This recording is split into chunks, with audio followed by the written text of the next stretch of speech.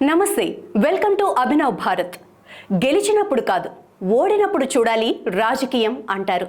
నిజమే మరి.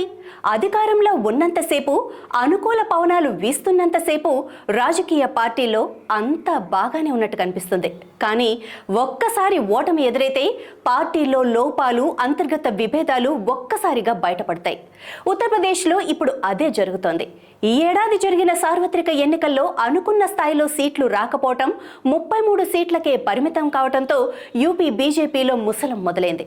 సీఎం యోగి ఆదిత్యనాథ్, ఉప ముఖ్యమంత్రి కేశవ్ ప్రసాద్ మౌర్య మధ్య చాలా కాలంగా ఉన్న విభేదాలు ఎన్నికల ఫలితాల నేపథ్యంలో మరింత పెరిగాయి. యూపీలో లోక్సభ ఎన్నికల్లో సీట్లు తగ్గడానికి యోగి పనితీరే కారణమన్న విమర్శలు జోరందుకున్నాయి. ఈ క్రమంలోనే పార్టీ కంటే ఎవ్వరూ పెద్ద కాదని కేపీ మౌర్య చేసిన వ్యాఖ్య రాజకీయ వర్గాల్లో దుమారం లేపింది. ఆయన ఆ వ్యాఖ్యలు యోగి ఆదిత్యనాథ్ను ఉద్దేశించే చేశారని రాజకీయ విశ్లేషకులు అభిప్రాయపడుతున్నారు. యోగి ఆదిత్యనాథ్ వైఖరికి నిరసనగా ఇటీవల కాలంలో ఆయన కేబినెట్ సమావేశాలకు కూడా హాజరు కావట్లేదు. ఈ పరిణామాల నేపథ్యంలో ఆయన ఢిల్లీకి చేరుకొని పార్టీ జాతీయ అధ్యక్షుడు జేపీ నడ్డాను కలిశారు. ఆయనొక్కరే కాదు, యూపీ బీజేపీకి చెందిన పలువురు నేతలు కూడా కొద్ది రోజులుగా ఢిల్లీలో తిష్టవేసి జాతీయ నాయకత్వాన్ని కలిసేందుకు ప్రయత్నాలు చేస్తున్నారు. మరోవైపు UP BJP chief Bhupendra Chaudhary కూడా ఢిల్లీలో నడ్డాను, ప్రధాని మోడీని కలిశారు.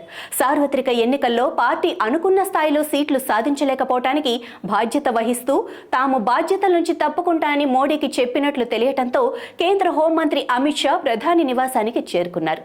ఈ అంశంతో పాటు యూపీలో పార్టీ ప్రక్షాళన, ఇతర కీలక అంశాల గురించి తదుపరి కార్యాచరణపై వారు చర్చించినట్లు తెలిసింది.